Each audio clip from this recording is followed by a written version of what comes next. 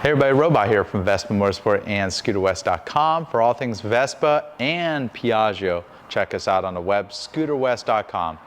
So today I'm gonna do the 6,000 mile or 10,000 kilometer service on this 2022 BV400.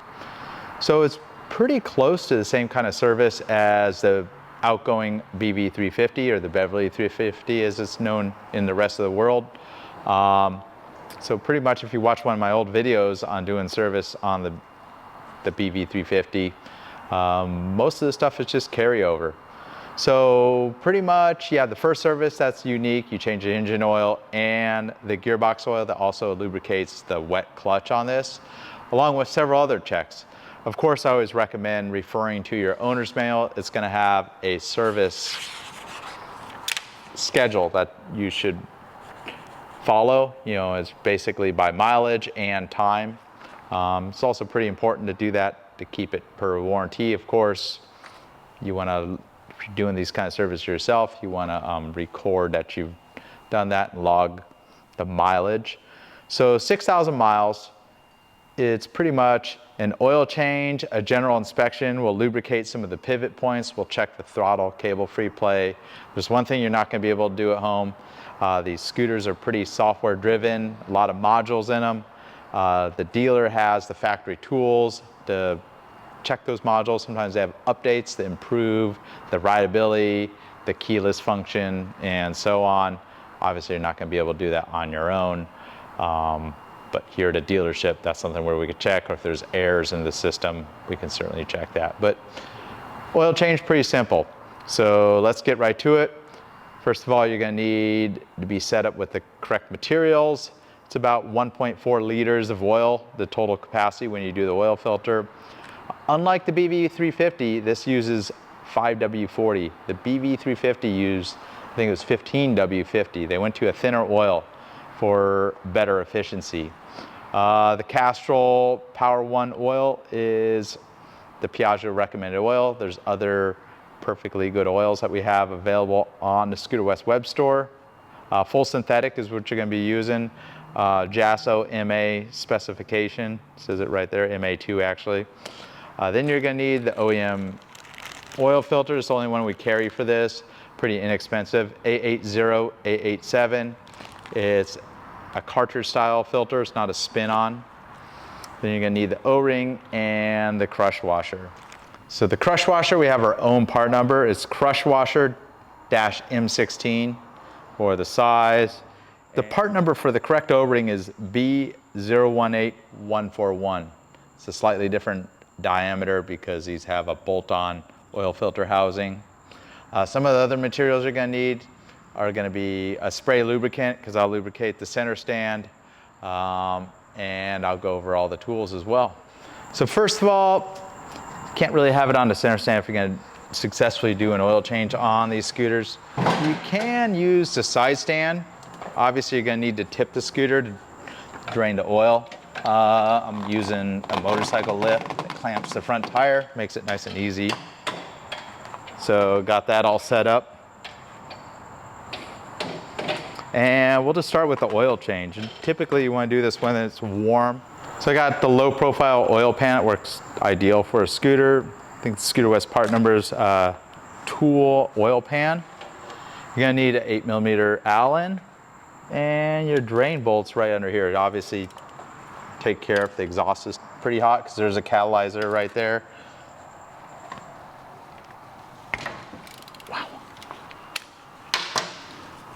So somebody tighten that a little tighter than probably need to be. Drop the drain bolt. You're gonna have a crush washer that we'll go ahead and remove. So we're gonna replace that part. And oftentimes, I'd actually check the oil level before I drain it, just so I know, can let a customer know if their oil level's low before draining it. Of course, you can measure what comes out of the engine. Get the dipstick out of here. So that just spins right off. It's directly behind this muffler shield right here. Allow that to drain. We're going to move over to the other side. And while that's still draining, we're gonna go ahead and zip the oil filter housing off. All right, so you're gonna need an extension with an 8mm socket on here. If you want the job to go a little smoother, you can remove this outer belt cover. You need a T30 Torx driver, you remove that outer belt cover, but it is possible to remove this cover. Make sure it's pretty clean on the outside, and just go ahead, break free all 3 of these bolts. And this upper one, of course, the plastic cover flexes a little bit, so it's still gets the socket up there, no problem.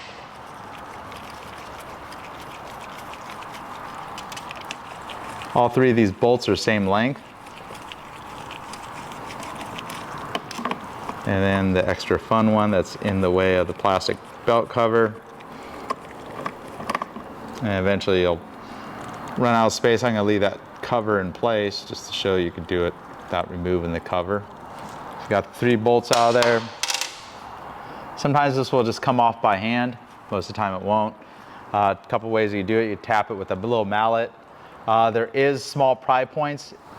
So you can get a screwdriver kind of between that pry point and give it a little pry. Obviously it kind of wants a lever. And it's also possible to get a chisel or screwdriver here and give it a couple taps with something like a small mallet.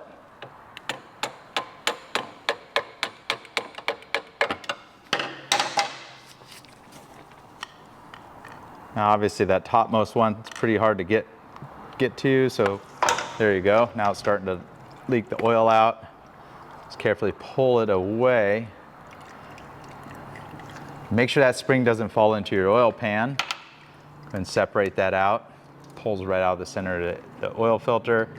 Sometimes the oil filter is a little hard to grab. You can grab it with a needle nose pliers. Go ahead and take this cover, go ahead and clean this with a rag. These are nice disposable, kind of heavy duty paper towels, work really good for this purpose. You can see there's still some grease on there. You could use a pick or even a knife because you can go ahead and just replace that gasket. That in between. I always recommend replacing that gasket. So now you can take a clean rag, wipe the inner housing and the gasket mating surface of this oil filter housing out. Just kind of clean it up. Take your brand new oil filter. And you can see there's a rubber gasket with a hole, and the other side has a pressure relief valve. So pressure relief valve faces out. The little spring, typically you could just give it a little twist and it will stay in place. Usually you turn it counterclockwise and it will stay. So just a little tip. If you turn it counterclockwise, it kind of wants to stick into that housing. So take the O-ring, go ahead and get some grease on it. You can be quite liberal with the grease. I know it looks pretty messy, but it's not going to hurt anything. If you look at this cover, these 2 bolts are a little closer, and then that one's a little further. That one goes towards the rear and the bottom. Make sure that the filter stays in place. Everything's clean. Just hold it in place. Go ahead and start the screws. And we'll carefully use the screws to pull the filter cover and seat that O-ring. Make sure you have the grease on there because this O-ring is pretty prone to pinching. So get them all started by hand.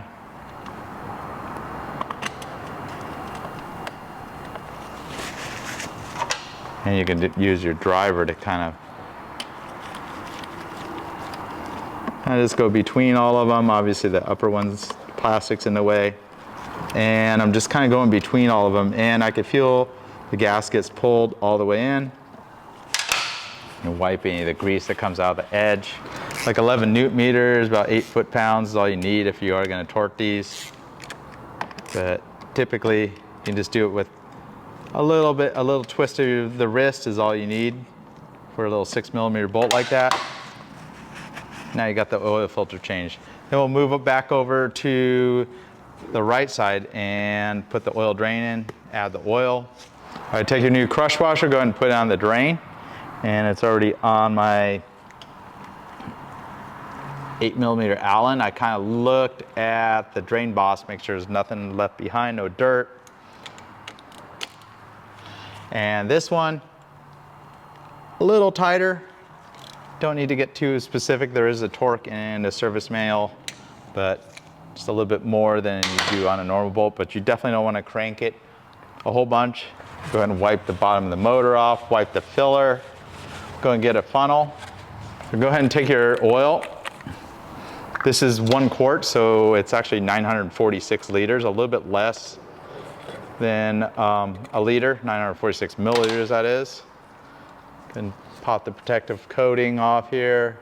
Clean funnel, just go ahead and pour the whole bottle in. And we let it drain pretty good. So I'm pretty confident most of the oil's drained out. Let the oil bottle sit there so it drains the rest of it while you're working on having your next bottle of oil. And this one we're only gonna pour about 400 milliliters of the oil. So almost a half of this. This is a quart here, so in US they have quarts, so we'll pour about half, and that should be exactly the correct quantity for this engine. A little bit more.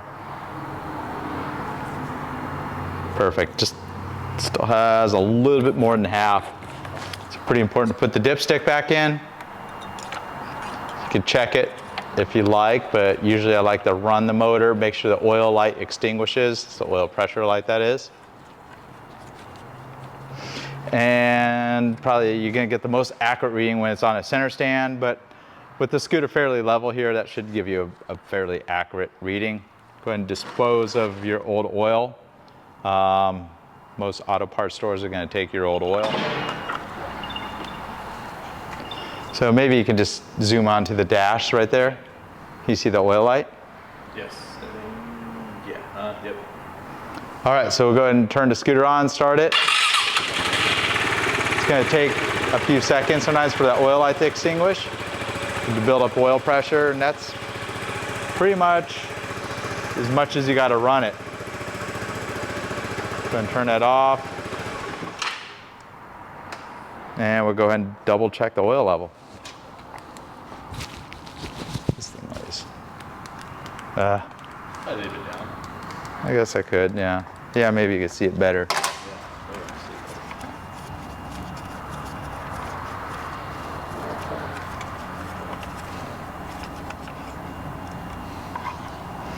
So go ahead and unthread the dipstick, let it settle for a little bit for whatever oil that's in the top end of the engine to settle.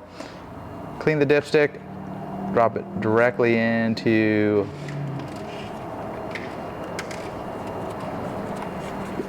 the oil fill, thread it all the way in until it seats, and then back it back out. And we'll see where it's at. It's perfect. It's right there at the max, and that's where you want the oil level to be. Just underneath the maximum when you do an oil change. Put the dipstick back in so we know the oil level's correct. Also pretty important to check for leaks. I would take the scooter on a test ride, make sure the oil filter housing isn't leaking. Not too common if you grease the O-ring. All right, so now that you complete the oil change, there's a little bit more to a 6,000 mile service. You pretty much do it every service, so 6,000 miles, 12,000 miles, and so on. Just general stuff you're supposed to check. We're gonna go ahead and check the throttle free play and the intake manifold. So take your T25 Torx driver, there's this underseat access right here, 2 screws.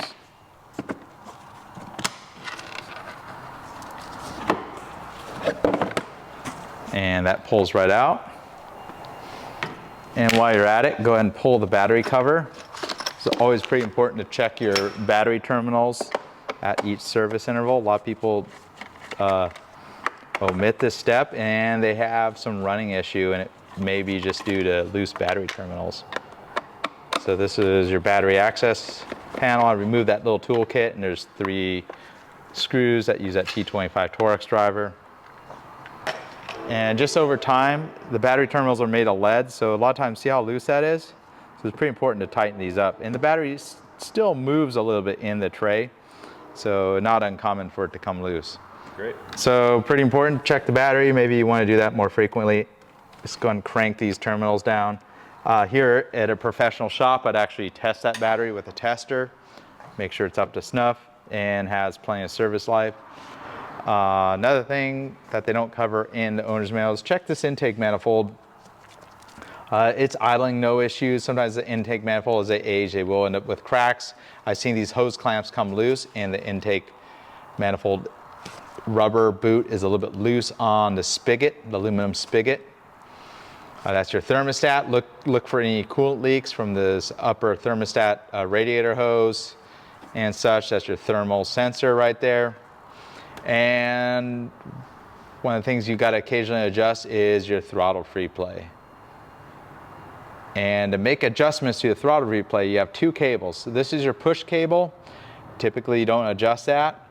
And then your pull cable, which is this lower cable. It's a little more difficult to gain access to. You're gonna need a 10mm and a 12mm combination wrench to make that adjustment. Obviously it's pretty close quarters. Using the very short wrenches is gonna make the job much easier. So an ideal amount of free play on the throttle is just like that. So you can look at that line and reference it. It's moving, I would say about 1/4 of an inch, like 8mm, and that's all you really want. Anything less, you can end up with throttle that will bind, especially on a hot day or something, but that's perfect. And you can hear the little click when it snaps closed, and that's the way it should be functioning. All right, so go ahead and put those covers back in place. If you're doing the 12K service, you can leave all this out because to do the valve adjustment, we would tip the motor up, get access to the valve cover. So there's your seat latch right here. Still is in very good shape. A lot of times when people slam them closed a lot, they'll actually prematurely wear out that seat latch. Make sure these screws are tight. See, that one's pretty loose. The T30 Torx driver is all you need. And it's pretty important to add a little lubricant to that seat latch. All right, I'm gonna take a spray lubricant. You can use something like the white lithium grease, that works well. It's just a little messier. This stuff's clear, pretty difficult to get. And just a little bit in there. And that's just gonna prolong the life of the latch. So we'll go ahead and check the coolant level. Make sure you turn the ignition on. Go ahead and push that in, opens your glove box. And on the right side is your coolant cap. And I'm using Tool SN, that's the easy way to break that free. Make sure your engine's not warm when you do this. And you can see it's probably right there at the low mark. A lot of times I like to take a flashlight. Since the original fluid is kind of a pink color, you can see right where it is. And actually it's right there. It's actually at the correct level in between the low and the high mark. And that's pretty much where you want it. Don't ever overfill it past this high mark because you'll end up with coolant going onto your floorboard. So keep that in mind. I suggest topping off when it drops below the low mark, and you can see the 2 marks on that coolant bottle right there. And go ahead and tighten the cap, just seat it with that Tool SN tool, or you could use a plier on it. It's gonna make some marks on the cap. And that's pretty much all you gotta do for that coolant. So for both the left and the right levers, front and rear brakes, go ahead and look in this little window right here at that clear window on the brake master cylinder reservoir. And you see it's pretty much full of fluid. If it looks like a complete air bubble, you either have a brake fluid leak or your brakes are so worn out that there's no more brake fluid in the reservoir. Probably want to check your brakes, but go ahead and check the brake fluid on both the left and the right side. So as an owner of a scooter, you should be checking your tires every ride. Be an ideal solution. Right here is a wear indicator bar, but even better yet, if you take a penny, you see the little head right there, that's about 1/16 of an inch. And if you look as a cross section in the lowest point of the tread, you know, the most shallow part of the tread, especially on the front, if the head is exposed, you have less than 1/16 of tread left. Obviously, you're not going to get an accurate indication if you go on the sides because typically the front tires don't really wear super even, but this tire is actually due for replacement, or very, very close to due for replacement. Also want to check your brake pads. That's a little more difficult. So when inspecting the brake, you look between the rotor and the actual brake pad itself. That metal is the backing. You're looking at the friction material right there. This has plenty of friction material. When that gets down to the last 1/16 of an inch, about 1 millimeter, that's when it's time to change the brake pads. And this applies for both the front and the rear. Of course, it's also very important to check the air pressure. So we'll go ahead and check the front tire pressure. The recommended pressures on these is kind of more or less the maximum. It's 32 for the front, about 38 for the rear. You can go a little lower if you're just riding it one up. So we have this handy little pump. If you want this on Scooter West, Tool-Air. And it's pretty close, so if I hit that, bring it right up to 32, which is specified pressure for the front tire, and do the same for the rear, but at around 38. Maybe if you're just riding it one up, you can go between 34 to 36 for the rear tire. So we'll go ahead and set that to about 36 is what I'd do for. And that's a little bit lower, so it's going to take a little longer to inflate. So while you're here, a couple other checks. Make sure the muffler, all the fasteners are in place, the clamp's not loose. There's definitely a problem here. That stand is very dry and sticking. Of course, you could take the whole pivot apart, but typically a spray lubricant is all you need to do. You want to spray both the springs where it ends in the springs on both the upper, and make sure both springs are there. And I'll get on the other side too. So the pivot.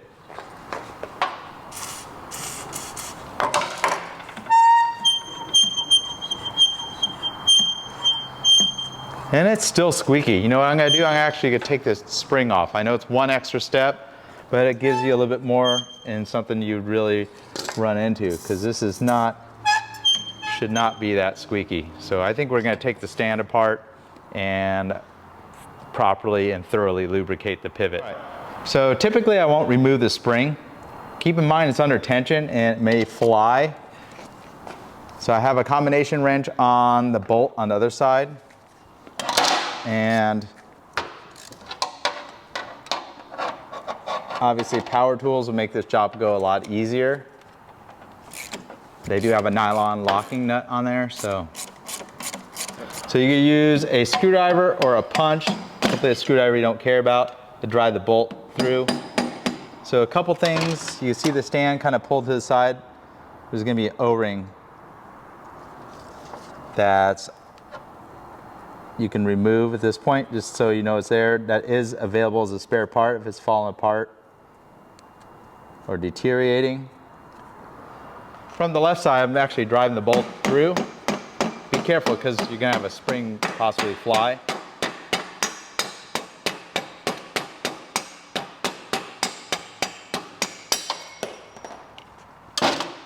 And at this point, you can unhook the springs nice and easy. And what we're looking to get out and lubricate is the actual pin. So I have an O-ring on this side as well. Let's see, I bet you the factory didn't put that much grease on this to begin with. Until it's very dry, and that's why it was very squeaky. Look at that. So we'll go ahead and clean that all off.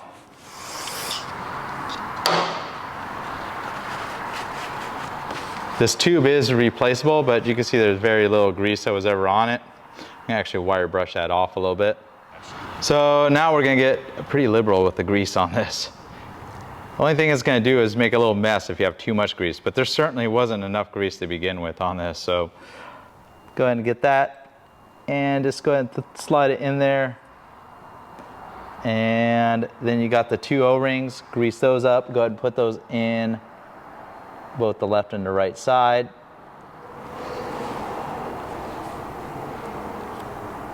All right, so go ahead and slide that center stand back in place. And nice and easy without the springs, of course. Go ahead and slide the bolt all the way through.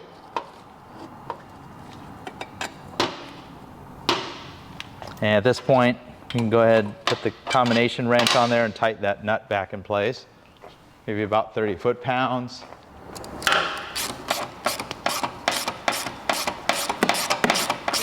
So here comes the fun part. We're gonna get the springs back on. So the shorter ends they hook down here. The longer ends hook up on the top. Just like set them up like that. And this is where you gotta get a little medieval on it. And Probably want to be wearing safety glasses for this kind of, if you have enough muscle strength, you could actually pull both springs at one shot, and maybe have some helper hold the,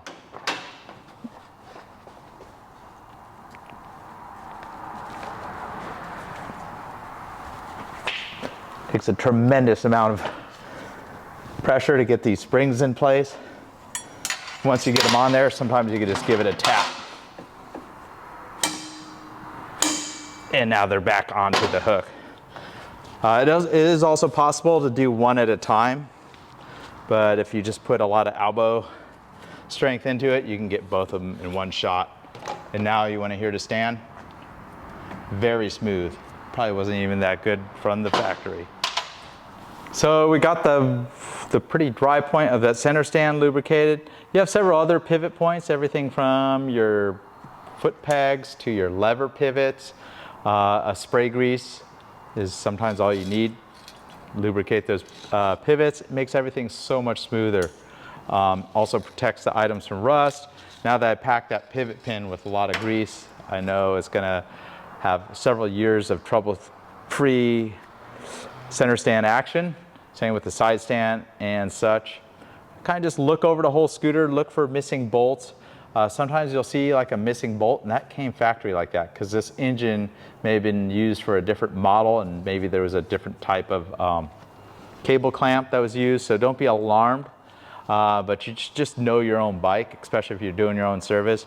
Like, whoa, I see this muffler shield is missing a bolt, which it isn't, but you should look over all the fasteners of your scooter, just be aware of it, especially the critical fasteners like on the wheels and the brakes. Just general stuff you should be checking coolant lines, make sure there's no weeps. It looks perfectly dry all around all those. There's real minor weeps, it's usually nothing to be alarmed about, but if you do see a new weep of some coolant or some crust building up, it may be something to check out, or at least tighten the hose clamp, check it out again, you know, another 100 miles down the road. Check some of your wiring clips. They have a lot of little clips that hold all this wiring in place. Just be aware of that. You know, paying attention to details is very critical when you're going to be a successful mechanic, whether you're working on your own stuff or even my techs that work on stuff. I catch when they miss stuff, and heck, I miss stuff too. So just being aware of everything on the scooter, that's something that's pretty important. It's not a checkbox on your service schedule, but pretty important. So that pretty much sums up a 10,000 kilometer or 6,000 mile service. A 12,000 mile service is much more comprehensive, so you pretty much do everything we did here. In addition to check your valve clearance, replace the spark plug, your air filter, and a transmission service that includes a new drive belt and rollers. So check out the next video. We'll go ahead and cover all the steps to complete the full 12K service. So 12K service also comes up 24,000 miles, 36,000 miles, and so on. So you have a minor service at a 6,000 mile interval, every 6,000 oil change. Every major interval, which is 12,000 miles, you do the drive belt, valve adjustment, spark plug, and air filter. Other things you want to keep in mind, every 2 years I recommend flushing the coolant and the brake fluid. Actually, Piaggio recommends flushing the brake fluid within the first year of ownership. They change that. So that's something in addition, and that's outlined on the service schedule as well. So I hope you found that pretty interesting, a little more comprehensive than just the basic oil change video. I'll see you on the next one. Robot here at scooterwest.com. You can find all the products that do a successful service on your BV400 at scooterwest.com.